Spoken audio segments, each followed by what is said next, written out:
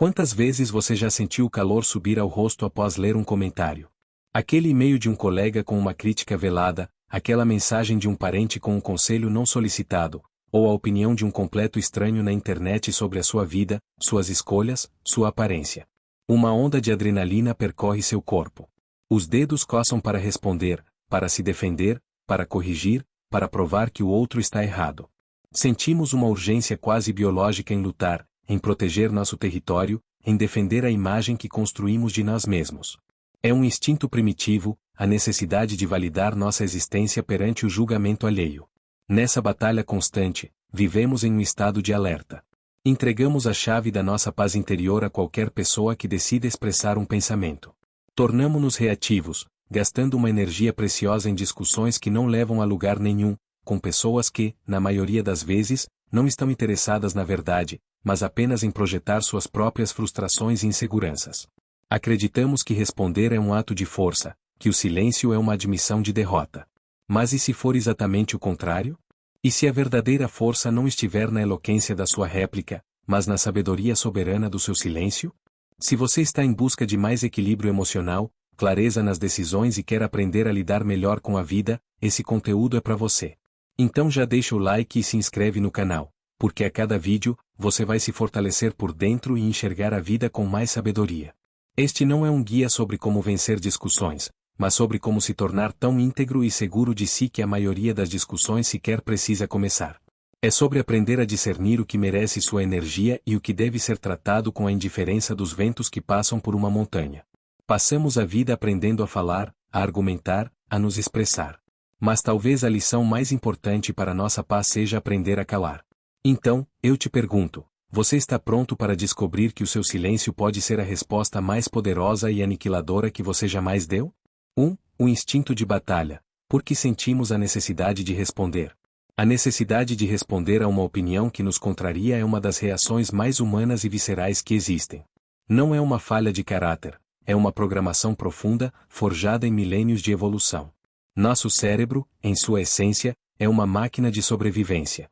Quando uma opinião ataca nossas crenças, nossas escolhas ou nossa identidade, o cérebro não a interpreta como um simples conjunto de palavras. Ele a percebe como uma ameaça. A amígdala, nosso centro de alarme, dispara, inundando nosso sistema com cortisol e adrenalina, os hormônios do estresse e da luta. Naquele instante, não somos seres racionais ponderando um argumento. Somos guerreiros em um campo de batalha, e nosso ego é o rei que precisa ser defendido a qualquer custo. Lembro-me vividamente de uma situação no início da minha carreira. Eu havia passado semanas desenvolvendo um projeto, investindo noites e fins de semana. Na reunião de apresentação, um colega mais sênior, conhecido por seu ceticismo, ouviu tudo em silêncio, ao final, disse com um sorriso condescendente, é uma ideia interessante, mas um pouco ingênua. Falta maturidade de mercado. Naquele momento, o mundo pareceu ficar em câmera lenta. Senti o sangue ferver. Meu coração batia no meu pescoço. Minha mente disparou, montando uma defesa elaborada, ponto por ponto, pronta para aniquilar o argumento dele. Eu queria humilhá-lo com minha lógica, provar que ele era o limitado, não minha ideia. A árvore do pensamento se abriu diante de mim em uma fração de segundo. O caminho era a resposta imediata. Eu o interromperia, listaria meus dados, citaria minhas fontes, talvez até deslizasse para um tom passivo-agressivo, expondo a falta de visão dele. O resultado a curto prazo seria um alívio momentâneo para o meu ego ferido. Mas o resultado a longo prazo? Eu pareceria defensivo, inseguro, talvez até infantil. A reunião se transformaria em um ringue de boxe, e a atenção se desviaria do projeto para o conflito. Eu teria vencido a pequena batalha, mas perdido a guerra pela credibilidade e pelo profissionalismo. O caminho B era o silêncio. Um silêncio desconfortável, pesado. Deixar a opinião dele pairar no ar, sem validação nem confronto. Apenas um aceno de cabeça e um agradeço seu feedback, vou considerá-lo. Este caminho era torturante para o meu ego, que gritava por vingança. Mas, em termos estratégicos, era genial. Manteria minha postura, demonstraria confiança e controle emocional, e permitiria que a opinião dele se dissolvesse por sua própria falta de fundamento, ou que fosse rebatida por outros na sala, sem que eu precisasse sujar minhas mãos. Naquele dia, por um milagre de autocontrole, escolhi o caminho B. Foi uma das decisões mais difíceis, mas mais formativas da minha vida. Aprendi ali que o impulso de responder não vem de um lugar de força, mas de um lugar de dor. É o grito do nosso ego ferido, não a voz da nossa sabedoria. A necessidade de ter a última palavra é a prova de que a palavra do outro nos atingiu profundamente. Quando você sente essa urgência, essa necessidade visceral de se defender, pare. Respire. Pergunte a si mesmo: quem está querendo responder agora? O meu eu calmo e centrado, ou o meu ego sangrando? Na maioria das vezes, a resposta revelará que a melhor ação é nenhuma ação. A verdadeira força não está em entrar em todas as batalhas, mas em ter a sabedoria de saber quais delas nem valem a pena serem lutadas. O primeiro passo para a liberdade é reconhecer as correntes do nosso próprio instinto. 2. A anatomia da opinião, de onde ela realmente vem. Antes de absorvermos ou reagirmos a uma opinião, precisamos nos tornar detetives da alma humana, investigadores da psique alheia. Uma opinião raramente é uma observação pura e objetiva da realidade. Na maioria das vezes, uma opinião é um espelho. É um reflexo das experiências, dos medos, das crenças limitantes, das esperanças frustradas e dos desejos não realizados da pessoa que a emite. Uma opinião diz muito mais sobre o emissor do que sobre o receptor. Quando não compreendemos isso, tomamos para nós, como verdade, o conteúdo de uma bagagem emocional que não nos pertence. É como aceitar um presente embrulhado em papel bonito, sem saber que dentro há lixo tóxico. Eu aprendi essa lição de uma forma bastante dolorosa com um familiar próximo. Quando decidi deixar um emprego estável para seguir um caminho mais autônomo e criativo, essa pessoa me disse, com uma expressão de genuína preocupação: você está cometendo um erro terrível. Você vai se arrepender. A vida não é um conto de fadas, você precisa de segurança. Aquelas palavras me atingiram como um soco no estômago. A dúvida, que já era uma pequena semente em minha mente, foi regada por essa opinião e ameaçou se tornar uma erva daninha gigante. Minha primeira reação foi a raiva. Eu queria listar todas as minhas razões, mostrar meu plano de negócios, provar que eu não era um sonhador irresponsável. Mas, em vez disso, após o choque inicial, decidi praticar a anatomia da opinião. Afastei-me da situação e comecei a analisar a fonte. Quem era essa pessoa? Era alguém que, por toda a sua vida, havia priorizado a segurança acima de tudo. Alguém que havia sacrificado os próprios sonhos em nome de um contra-cheque garantido. Alguém que viveu com medo da incerteza e do risco. Sua vida inteira foi construída sobre a crença de que a estabilidade é o bem maior. De repente, a opinião dela mudou de cor. Deixou de ser um ataque à minha decisão e se transformou em uma confissão de suas próprias escolhas e medos. O "você vai se arrepender dela", na verdade, significava "eu teria medo demais para fazer o que você está fazendo, e ver você fazer isso questiona as minhas próprias decisões de vida". A preocupação dela não era puramente sobre o meu bem-estar, era também sobre a necessidade de validar o próprio caminho que ela escolheu, um caminho que a minha escolha, indiretamente, colocava em xeque. Foi uma revelação libertadora. A opinião dela não era sobre mim. Era sobre ela. A partir desse dia, desenvolvi um filtro mental. Antes de deixar uma opinião entrar, eu me pergunto: qual é a fonte? Qual é o mundo interior da pessoa que está dizendo isso? Uma pessoa cronicamente infeliz dará opiniões tingidas de pessimismo. Uma pessoa invejosa dará opiniões que buscam diminuir o seu brilho. Uma pessoa medrosa dará opiniões que te alertam sobre perigos imaginários. Por outro lado, uma pessoa que já trilhou o caminho que você quer seguir, que é bem-sucedida e feliz nele, dará uma opinião que provavelmente merece ser ouvida com atenção. A crítica construtiva existe, mas ela é rara e geralmente vem de pessoas que genuinamente querem o seu bem e que têm a credibilidade para falar sobre o assunto. A maioria das opiniões que recebemos no dia a dia é apenas ruído emocional alheio. Aprender a diferenciar o sinal do ruído é uma das habilidades mais cruciais para a saúde mental. Não se trata de ser arrogante ou de descartar tudo, mas de ser um curador sábio do seu próprio espaço mental. Você não permitiria que qualquer pessoa entrasse em sua casa e jogasse lixo no chão. Por que você permite que qualquer pessoa entre em sua mente e despeje o lixo emocional dela? 3. A moeda da sua energia. O custo oculto da reação. Nós pensamos em nosso tempo e nosso dinheiro como recursos finitos. Administramos nossas agendas, criamos orçamentos, sabemos que não podemos gastar mais do que temos. No entanto, raramente aplicamos essa mesma lógica ao nosso recurso mais precioso e invisível, nossa energia emocional e mental. Cada dia, acordamos com uma quantidade limitada dessa energia. E cada interação, cada pensamento, Cada decisão é uma transação, ou ela deposita energia ou ela saca energia da nossa conta. A entrar em uma discussão inútil para defender seu ponto de vista de uma opinião não solicitada é um dos saques mais caros e sem sentido que podemos fazer. É como usar uma nota de R$ 100 para acender um cigarro. Você está queimando um recurso valioso por um retorno nulo ou, pior, negativo. Lembro-me de uma fase em que eu era viciado em debates online. Eu passava horas em fóruns e redes sociais, respondendo a estranhos que discordavam de mim sobre política, filosofia, ou qualquer outro assunto. Eu me sentia um paladino da verdade, um guerreiro da lógica. Gastava meu tempo pesquisando dados, construindo argumentos irrefutáveis, escrevendo respostas longas e detalhadas. Eu sentia uma pontada de satisfação quando acreditava ter vencido a discussão, quando o outro ficava sem resposta ou partia para o xingamento, o que, na minha cabeça, era um sinal de derrota intelectual dele. O que eu não percebia era o custo oculto dessa vitória. Ao final do dia, eu estava completamente esgotado.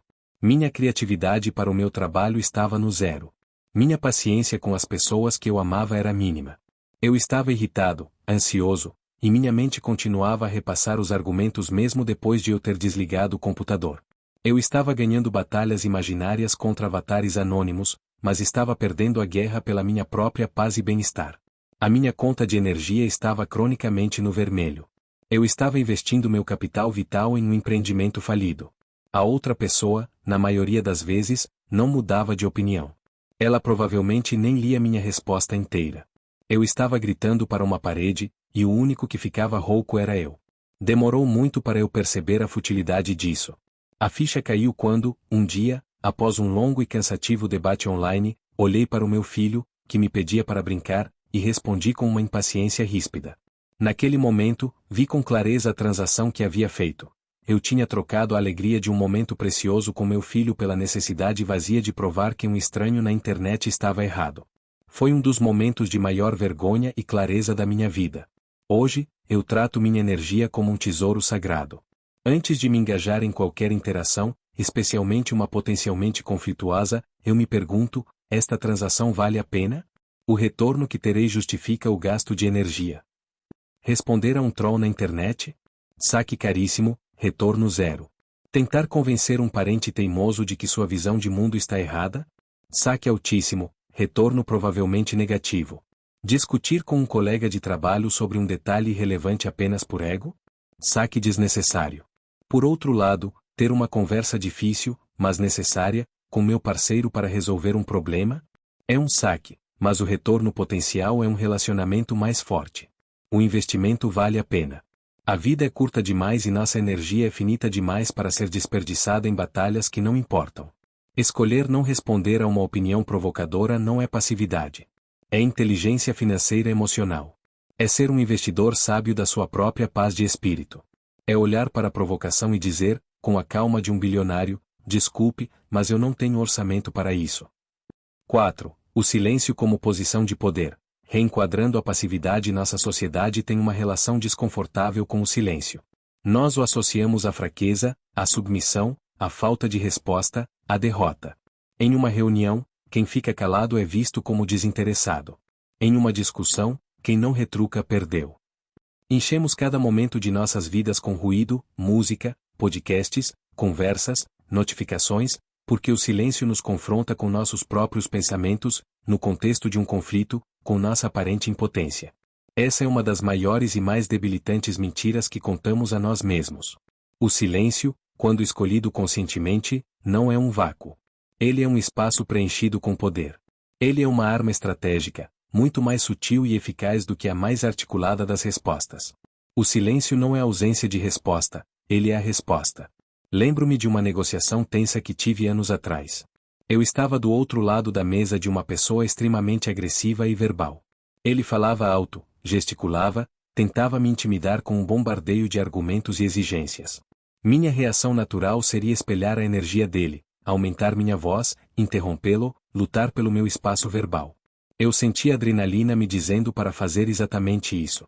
Mas, em vez disso, eu me lembrei de um conselho de um antigo mentor: em uma tempestade, não se torne parte dela. Seja a rocha que a tempestade atinge.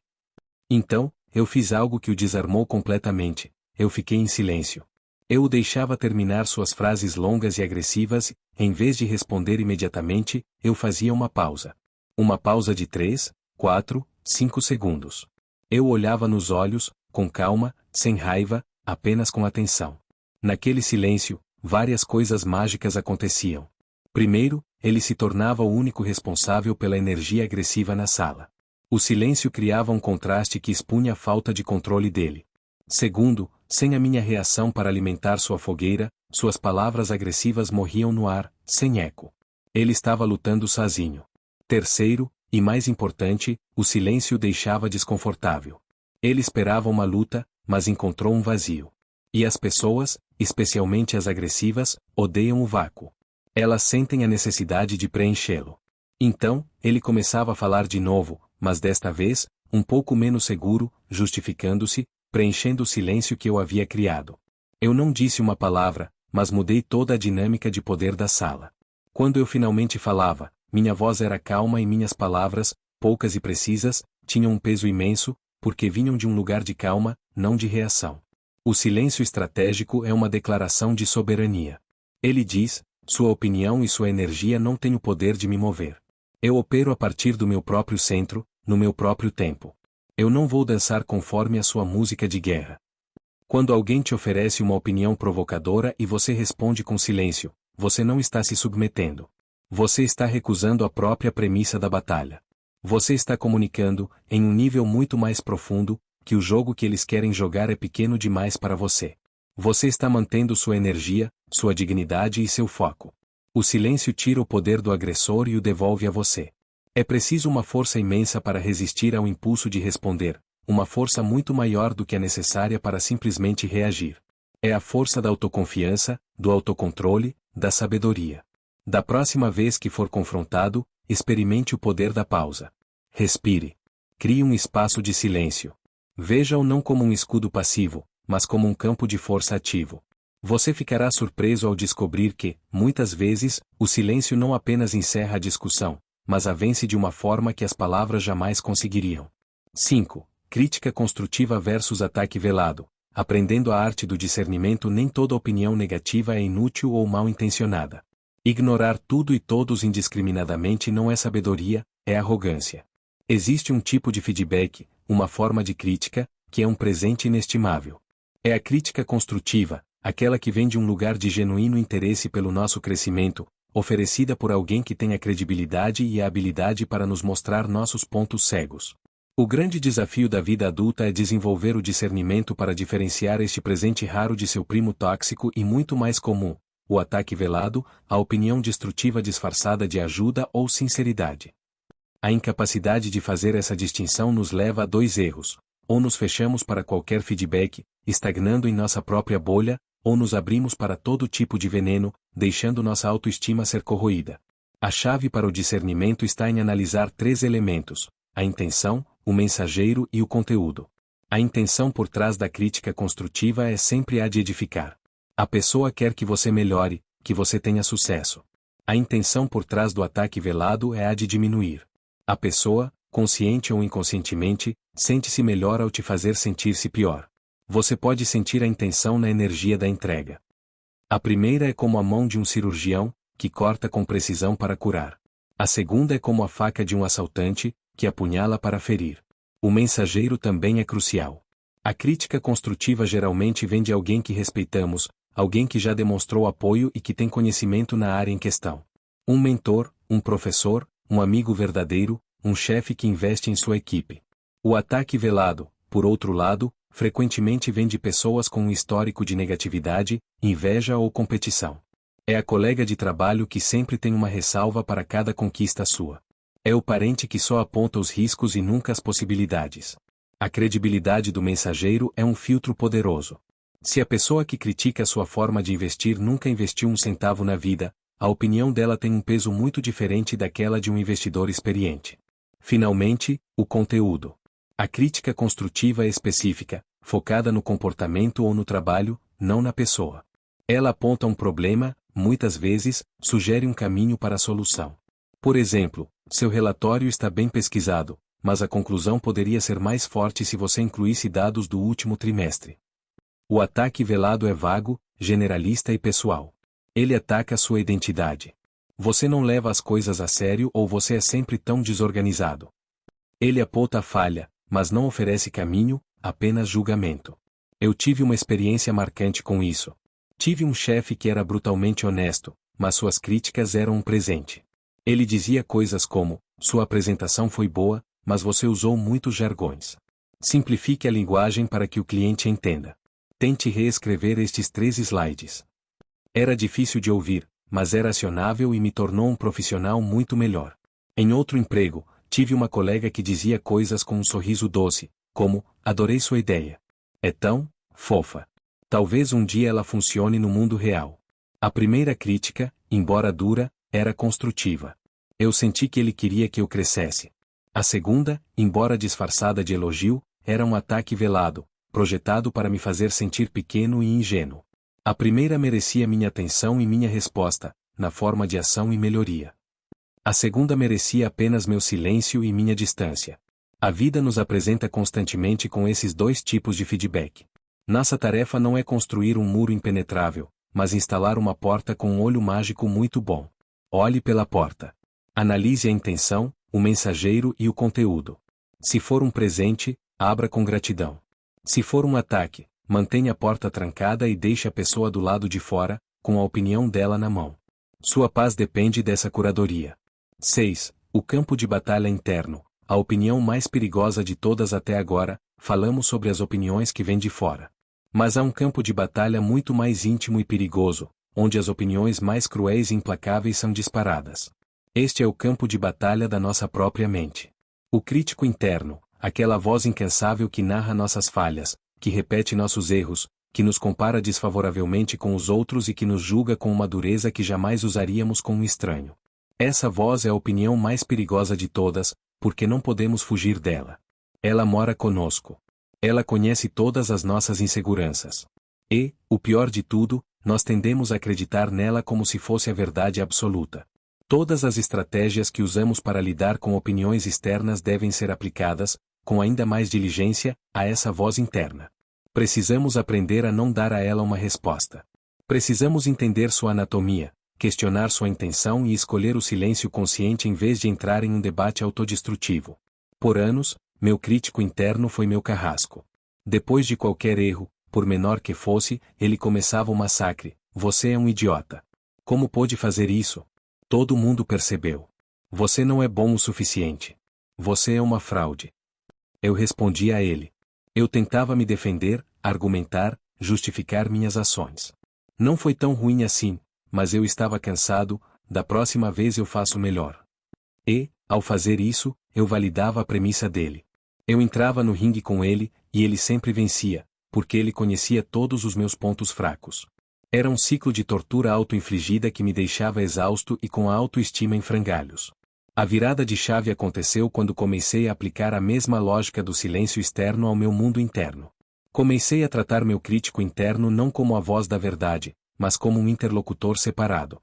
Um interlocutor mal-intencionado e pouco confiável. Quando a voz começava seu ataque: você falhou de novo. Em vez de responder, eu praticava o distanciamento. Eu observava o pensamento como se fosse uma nuvem escura passando no céu da minha mente. Eu o rotulava: aqui está o crítico interno de novo. Pensamento de autojulgamento. E então, eu me recusava a engajar. Eu não argumentava. Eu não me defendia. Eu simplesmente voltava minha atenção para outra coisa, para minha respiração, para o trabalho à minha frente, para o som dos pássaros lá fora. Eu respondia ao ataque dele com o silêncio da minha atenção. Eu o deixava gritar no vazio. No início, era extremamente difícil. A voz ficava mais alta, tentando me puxar para a briga. Mas, com a prática, algo milagroso começou a acontecer. A voz começou a perder a força. Como um valentão que perde o interesse quando a vítima para de reagir, meu crítico interno começou a se calar. Ele ainda aparece de vez em quando, especialmente em momentos de estresse ou cansaço, mas agora ele é apenas um ruído de fundo, não a atração principal. Também comecei a praticar a anatomia da opinião interna. De onde essa voz realmente vem? Descobri que ela era um eco. Um eco das vozes de pais, professores e figuras de autoridade do meu passado. Eram as crenças limitantes que eu havia absorvido na infância e internalizado como minhas. A intenção dessa voz não era me proteger, como ela às vezes fingia. Sua intenção era me manter seguro na zona de conforto, me impedindo de arriscar, de crescer, de me expor à possibilidade de falhar. Era a voz do medo, disfarçada de sabedoria. Aprender a não responder ao seu crítico interno é talvez a forma mais elevada de autodomínio. É recusar-se a ser o agressor e a vítima no seu próprio drama. É tratar-se com um mínimo de neutralidade, se não de compaixão. Da próxima vez que essa voz começar a sussurrar veneno em seu ouvido, não lute. Não discuta.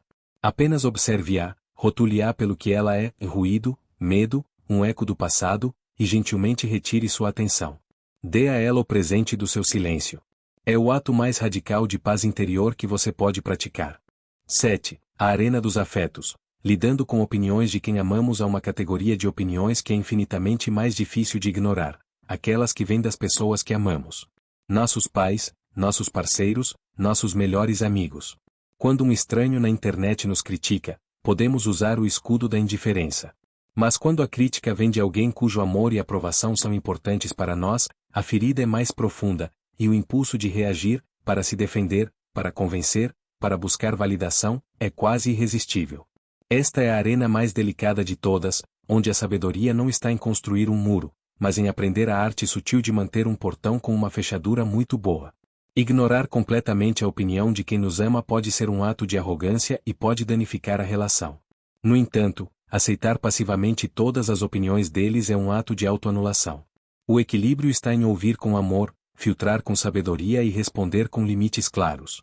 A primeira coisa a entender é que, na maioria das vezes, a opinião de um ente querido vem de um lugar de amor, mas um amor filtrado pelos medos e experiências deles. É um amor protetor, que muitas vezes teme a mudança, o risco, o desconhecido. Minha mãe, por exemplo, por muito tempo expressou preocupação com minhas escolhas de carreira. Cada vez que eu falava de um novo projeto, eu via a ansiedade em seus olhos. Mas isso é seguro? E se não der certo? Por anos, isso me frustrou.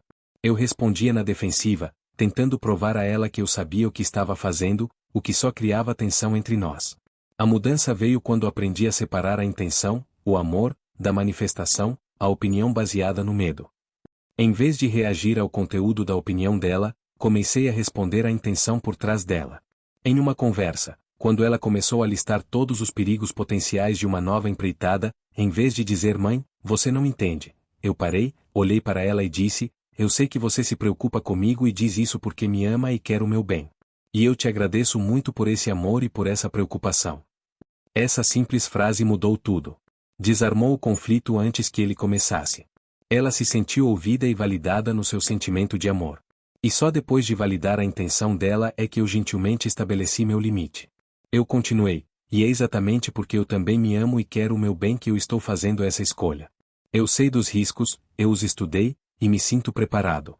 Eu preciso que você confie em mim. Eu não estava pedindo a aprovação dela, nem tentando convencê-la de que eu estava certo. Eu estava validando o amor dela, ao mesmo tempo, afirmando minha autonomia. Com pessoas que amamos, o silêncio total pode ser interpretado como indiferença ou raiva. Portanto, a resposta, muitas vezes, é necessária. Mas a resposta não precisa ser uma defesa do seu ponto de vista. A resposta pode ser um limite amoroso. Pode ser, eu te amo e valorizo sua opinião, mas esta é uma decisão que eu preciso tomar sozinho. Ou, podemos concordar em discordar sobre este assunto? Não quero que isso afete nosso relacionamento. Ou, em casos de críticas repetitivas e desgastantes, eu sei que você pensa isso, você já me disse antes. Eu te peço que, a partir de agora, a gente não toque mais nesse assunto, pelo bem da nossa relação. Isso é infinitamente mais poderoso do que tentar, pela milésima vez, provar que você está certo. Você está mudando o foco da discussão do conteúdo da opinião para a saúde do relacionamento. Você está dizendo, eu te valorizo mais do que valorizo estar certo nesta discussão. É um ato de maturidade que protege tanto a sua paz quanto o seu afeto. Lidar com as opiniões de quem amamos exige o coração mais terno e a espinha mais forte. Acolher o amor, mas não necessariamente o conselho. Essa é a dança delicada da liberdade dentro do afeto. 8. O Coliseu Digital. Sobrevivendo às opiniões nas redes sociais. Se o mundo já era um lugar opinativo, a internet o transformou em um coliseu global, onde cada postagem é um gladiador lançado à arena para ser julgado pela multidão. As redes sociais criaram uma cultura de opinião instantânea, superficial, muitas vezes, brutal. O anonimato ou semi-anonimato dá às pessoas uma coragem que elas não teriam cara a cara, e o algoritmo recompensa o engajamento, seja ele positivo ou negativo. Nesse ambiente, a tentação de responder a cada crítica, a cada comentário sarcástico, a cada opinião desinformada, é uma armadilha que pode consumir nossa sanidade mental.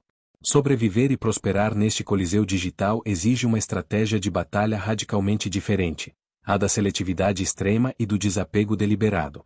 No início da minha presença online, eu lia cada comentário. E eu respondia. Eu agradecia os elogios, principalmente, eu respondia às críticas.